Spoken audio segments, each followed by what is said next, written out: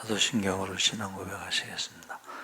전능하사 천지를 만드신 하나님 아버지를 내가 믿사오며 그 외아들 우리 주 예수 그리스도를 믿사오니 이는 성령으로 잉태하사 동정녀 마리아에게 나시고 본디오 빌라도에게 고난을 받으사 십자가에 못 박혀 죽으시고 장사한 지 사흘 만에 죽은 자 가운데서 다시 살아나시며 하늘에 오르사 전능하신 하나님 우편에 앉아 계시다가 저희로서 산자와 죽은 자를 심판하러 오시리라. 성령을 믿사오며 거룩한 고개와 성도가 서로 교통하는 것과 죄를 사하여 주시는 것 몸이 다해서 영원히 사는 것을 믿사옵나이다. 아멘. 찬송가 428장 찬송하시겠습니다.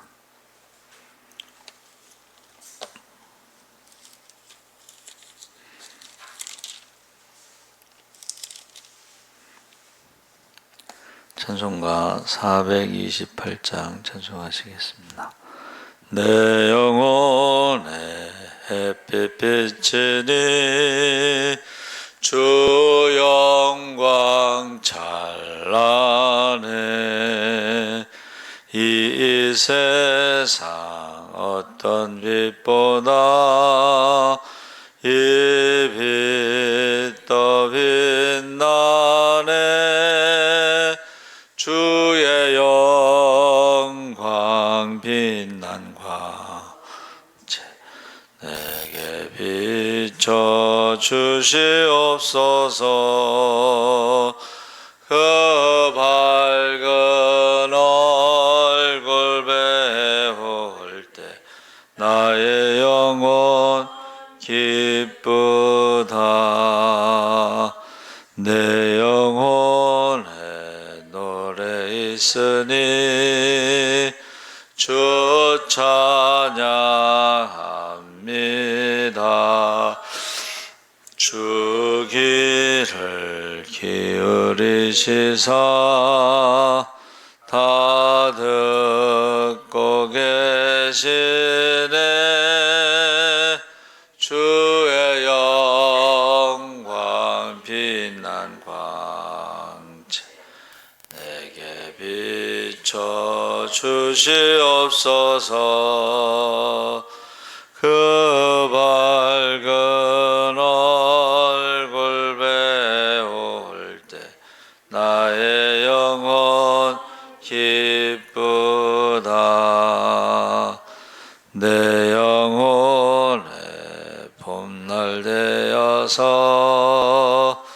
주 함께 하실 때 그 평화 내게 깃들고 주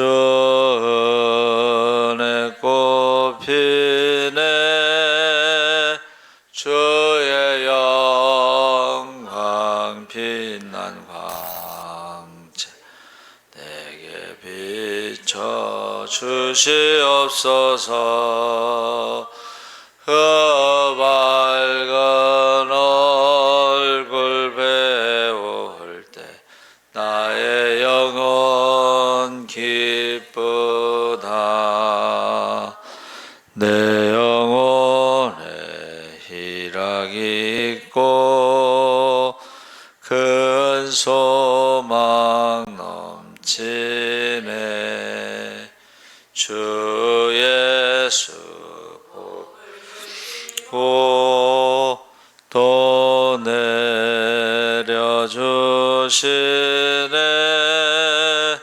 주의 영광 빛난 광채 내게 비춰 주시옵소서. 밝은 얼굴 배울 때 나의 영혼 기쁘다. 아멘. 하나님 말씀은 시편 22편 1절에서 10절까지 교독하겠습니다. 816쪽에 있습니다. 구약성경 816쪽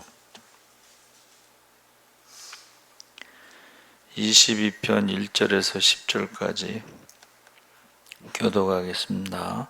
내 하나님이여 내 하나님이여 어찌 나를 버리셨나이까 어찌 나를 멀리하여 돕지 아니하시오며 내 신음소리를 듣지 아니하시나이까.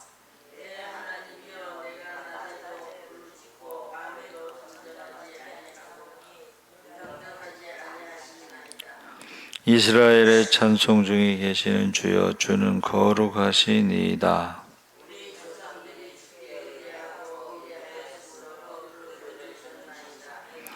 그들이 주께 부르짖어 구원을 얻고 주께 의뢰하여 수치를 당하지 아니하였나이다.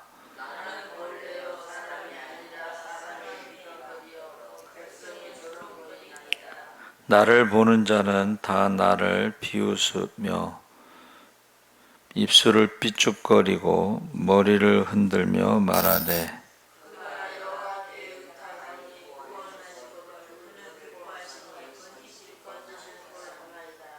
오직 주께서 나를 모태에서 나오게 하시고 내 어머니의 젖을 먹을 때에 의지하게 하셨나이다. 내가 날 때부터 주께 맡긴 바 되었고 모태에서 나올 때부터 주는 나의 하나님이 되셨나이다. 아멘. 할렐루야. 네, 좋은 아침입니다. 잘 오셨습니다. 메시아 시편이라는 제목으로 말씀을 나누겠습니다. 이 다윗의 시가 거기 인도자를 따라 아엘렛 사헬, 이거 암사슴의 노래라는 뜻인데, 암사슴이 이제 도망가는 그런 어떤 느낌을 받게 됩니다. 그래서 메시아 시편이라고 유명한데, 니코스라는 사람의 영혼의 자서전에 조바심에 대해서 이야기를 합니다.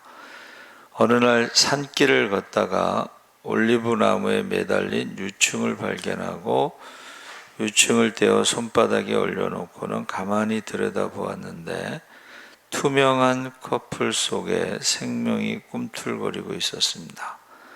아직 고치 속에 갇혀있는 미래의 나비가 뚫고 나올 성스러운 시간을 기다리는데 너무 그게 지루한 거예요. 그래가지고 입김을 불어서, 따뜻한 입김을 불어서 유충의 등이 찢어지더니 연두빛 나비가 나왔습니다. 근데 나비는 힘겹게 날개를 펴려고 애썼지만 겨우 반쯤 펴다가 멈췄습니다. 그리고 나비는 영영 날개를 펴지 못했습니다. 그러니까 이 사람이 여기서 영원한 자서전이라는 책에서 영원한 법칙을 어기고 서둘렀기에 나비를 죽이고 말았다는 자책감이 아주 오래도록 카잔차스키스 니코스라는 사람의 마음에 남아 있었습니다. 그래서 그가 다음과 같이 말했는데, 인간은 서두르지만 신은 그렇지 않다. 그렇기 때문에 인간의 작품은 불확실하고 불완전하지만 신의 작품은 결점이 없고 확실하다. 눈물을 글썽이며 나는 영원한 법칙을 다시는 어기지 않으리라 맹세했다. 나무처럼 나는 바람에 시달리고 태양과 비를 맞으며 마음 놓고 기다릴지니 오랫동안 기다리던 꽃과 열매의 시간이 오리라.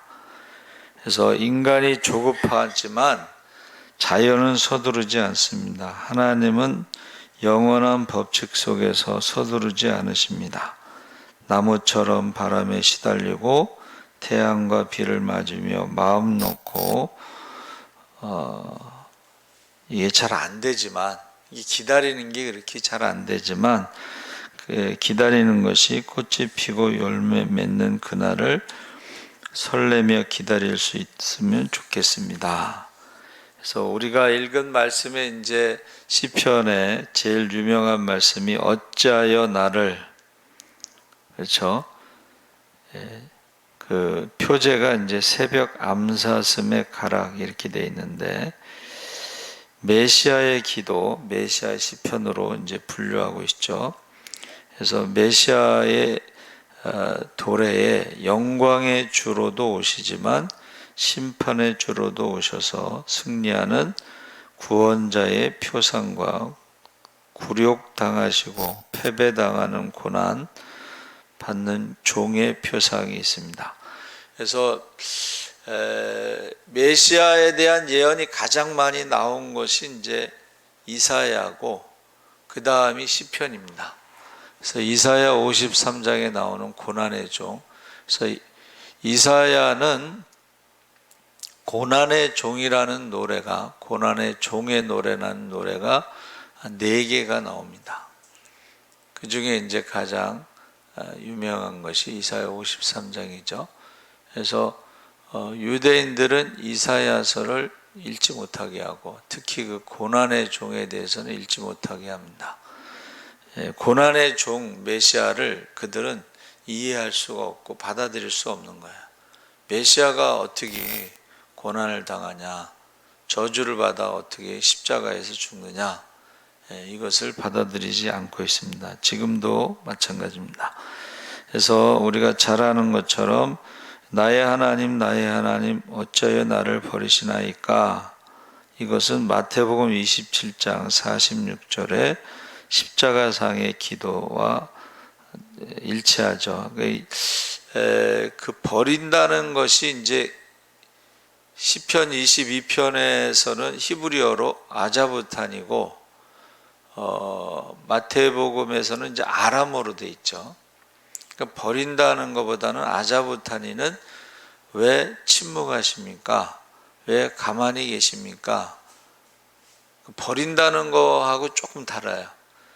버린다는 것은 우리가 구약을 읽어보면 버리시나이까 이런 표현이 있는데 이것은 자기의 감정. 그러니까 이스라엘이 애굽에서 430년 동안 종살이 할 때에 이스라엘 백성들이 느끼는 자기의 감정. 하나님이 우리를 버리셨나 보다. 하나님이 우리를 잊으셨나 보다 하는 자기의 감정이고, 여기 아자부탄이라는 것은 왜 침묵하십니까? 왜 가만히 계십니까? 이 말은 버린다는 의미가 아니고, 하나님은 한 번도 그 백성을 버린 적이 없으셔요. 할렐루야. 그러니까 버렸다라는 느낌은 자기의 느낌이고 감정이라는 것이죠. 그래서 이것을 다윗이 경험했는데, 버림받은 것을 경험했는데 버림받고 소외되고 조롱당하고 그 상황 속에서 갈등하고 찢어지는 어떤 고통, 삶에 어찌할 바를 모르는 막다른 골목이나 낭떠러지 같은 상황, 내 동댕이 쳐지고 조롱받는 상황에 놓일 때 어찌하여 라는 느낌을 받고 말하게 된다는 것입니다. 그리스도의 고난을 통해서 부활의 희망을 품을 수 있어야 되는데, 시편 22편 후반부 21절에 하나님께서 나의 기도를 들어주셨다는 확신을 품게 되는 것입니다. 그러니까 삶의 과정에서는 버림받았다는 느낌을 받을 때가 있지만, 그러나 하나님은 한 번도 나를 버리신 적이 없고 나의 기도를 들어주셨다라고 하는, 마지막에는 확신을 가지고 찬양을 하게 되는 것이죠. 그래서 예수께서 육신으로 세상에 계실 때에 자기를 죽음에서 구원하실 수 있는 분께 큰 부르짖음과 많은 눈물로써 기도와 탄원을 올리셨는데, 하나님께서는 예수님의 경외하심을 보시어서 그 간구를 들어주셨다. 그러니까 하나님의 아들이지만 메시아지만 고난을 당하심으로 순종을 배우셨다. 그리고 완전하게 되신 후에 자기에게 순종하는 모든 사람에게 영원한 구원의 근원이 되셨다. 히브리서 5장 7절에서 9절까지의 말씀입니다. 그리스도와 연결된 모든 자에게 예수는 영원한 구원의 근원이 되시는 것입니다. 히브리서가 한 걸음 더 나아가서 예수를 깊이 생각하라. 그러니까 깊이 생각하라는 것은 뭐예요? 고난으로 끝나지 않았다는 거예요. 할렐루야! 고난으로 끝나지 않았다. 그러므로 우리도 역시 고난으로 끝나지 않고 버림받은 것이 아니다. 결국 시편을 간절히 노래 부르며 되뇌일 때에 어찌할 바 모르는 탄식으로 시작하지만 기도에 대한 응답과 구원에 대한 확신을 품게 되는 것입니다. 그래서 이 6절에 나오는 벌레 얘기가 나오죠. 나는 사람도 아닌 벌레요 사람들의 비방거리 백성의 모욕거리일 뿐이다. 그래서 메시아의 그 모습과 벌레를 지금 대조하고 있죠. 벌레로 끝나는 게 아니고 이 벌레라는 것이 이제 애벌레가 이제 나비가 되는 과정에 이것을 표현한 거예요.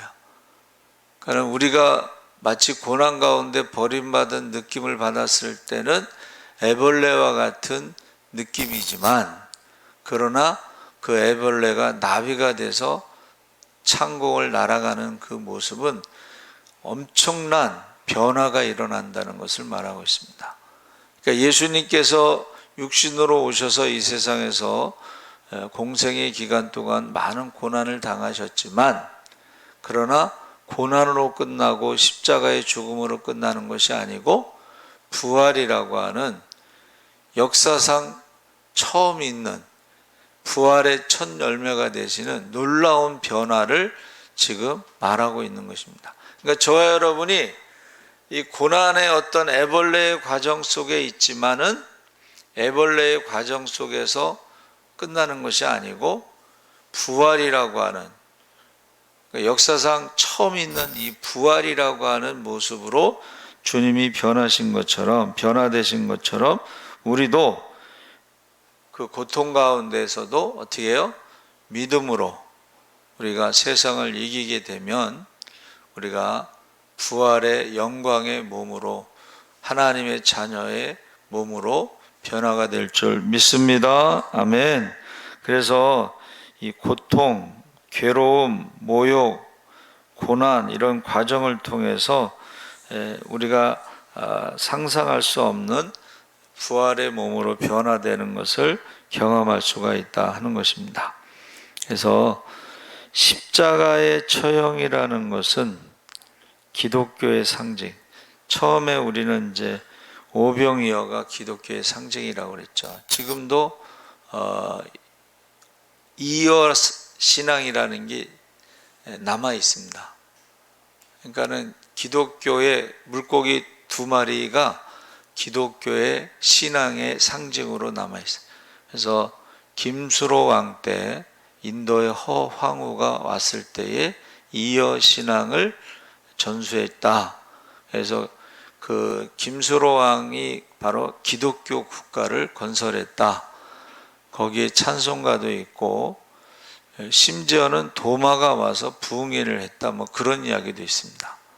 그러니까는 그러나 이제 오병이어가 기독교의 상징으로 있다가 나중에는 십자가가 기독교의 상징이 됐죠.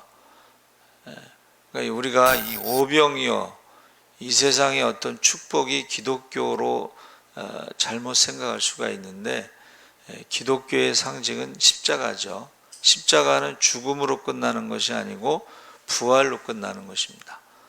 그래서 저와 여러분이 이 벌레라는 이름이 나왔지만 그것이 부활의 몸이라고 하는 새로운 큰 변화가 일어나는 것을 지금 말하고 있습니다. 프리다 칼로라는 사람의 상처 입은 사슴이라는 그림이 있습니다. 그녀가 죽기 8년 전에 그린 그림인데 한 마리 사슴이 그려져 있고 사슴의 얼굴은 프리다 칼로 자신의 얼굴을 그렸고 9개의 화살은 목과 가슴, 등과 몸을 찔러 피를 내고 있습니다. 그 주위에는 말라 비틀어진 고목들과 땅에는 겨우 잎을 피운 나뭇가지로 놓여 있고 칼로는 소아마비, 교통사고 이로 인해서 35번의 수술로 하반신 마비, 디에고 라베라라는 화가 남편과 살면서 3번의 유산, 그의 여성 편력으로 인한 외도, 신체적 정신적 고통에 잠식된 삶이었습니다. 그러나 그녀는 쓰러지지 않고 내면의 창조적인 힘을 화폭에 담아내었고 그 그림에 그녀의 눈은 초연하며 여전히 자신의 뿔은 그 위험을 잃지 않았습니다. 그녀는 공격해오는 화살을 온몸에 맞으면서도 자포자기하지 않고 고통을 의식적으로 감내하였습니다. 그 눈빛은 요동하지 않고 자신의 길을 살아내었습니다. 그녀는 예술로 자신을 아름답게 꽃피워냈습니다. 의식적으로 벌레, 죽음 같은 고통의 상태를 의식적으로 견뎌낼 수 있다면 새로운 변화가 일어날 것입니다. 그러니까 우리가 신앙생활 하면서 그런 고통을 경험하면서도 그렇게 새로운 변화가 일어나는 사람들을 우리가 메시아의 신앙이다, 메시아와 같은 신앙이다 이렇게 말하고 있는 것입니다. 그래서 뭐라고 말했냐면은 시편 22편에 주님은 나를 모태에서 이끌어내신 분이고 어머니의 젖을 빨 때부터 주님을 의지하게 하신 분이시고 나는 태어날 때부터 주님께 맡긴 몸, 모태로부터 주님만이 나의 하나님이었습니다. 9절과 10절의 말씀이에요. 태어날 때부터 주님께 맡겨진 몸이기 때문에 그 살아가는 과정 속에서 많은 어려움이 있어도 주님께 맡기고 결국은 주님께서 모든 것을 다 책임져 주시는 것을 우리가 알 수가 있습니다. 그래서 시편 아까 말씀드린 22편과 53편의 내용은 버림받았다고 하는 느낌은 나의 감정이지만 하나님은 한 번도 버리신 적이 없다. 그래서 내가 너를 낳았은즉 내가 너를 품을 것이고 안을 것이고 구하여 내리라. 백발이 될 때까지. 그러니까 하나님이 메시아 시편을 통해서 우리도 그런 고난 가운데 과정이 있지만 결국은 그 고난을 통해서 주님께서 많은 사람, 모든 믿는 자를 구원하시는 부활의 몸으로 변화되신 메시아라는 것을 증명해 주신 것입니다. 그래서 22편 22절에서 31절까지가 십자가의 승리와 이방인의 구원에 대해서 예언하고 있습니다. 그러니까 비탄에서 찬송으로, 죽음의 저주에서 부활의 영광으로 변화되는 것이 시편 22편입니다. 그래서 27절에서 31절까지는 땅의 끝까지 구원이 있다는 것을 선포하고 있습니다. 그래서 저와 여러분이 시편 22편을 읽으면서 주님도 고난을 육신으로 오셨기 때문에 고난을 당하셨으니까 우리도 그 고난 가운데 살아가지만 그러나 하나님은 우리를 한 번도 버리신 적이 없다. 그래서 십자가의 앞에서 보면은 버림받는 것이고 저주고 조롱이고 슬픔이고 아픔이고 괴로움이지만 십자가의 뒤에서는 부활이고 영광이고 능력이고 축복이고 영생이 있습니다. 그래서 히브리서가 뭐라 그랬어요? 주님께서는 십자가의 뒤에 영광을 보시면서 그 십자가의 그 고난에 죽음에 순종하셨다, 이렇게 말씀하셨습니다. 저와 여러분이 십자가의 뒤에 부활의 영광을 보시기 바랍니다. 살아계신 하나님 아버지 감사합니다. 이제 메시아 시편을 통해서 주님이 고난당하는 것, 버림당하는 것, 조롱당하는 것, 그 과정이 있습니다. 그러나 하나님은 한 번도 버리신 적이 없다는 것을 잊지 않게 하시고, 주님이 당하신 그 고난 우리도 육신으로 살아가면서 당할 수가 있습니다. 그러나 그 고난을 통해서 우리가 애벌레가 나비가 되는 것처럼 놀라운 변화가 일어나게 하여 주시옵소서. 감사하며 예수님의 이름으로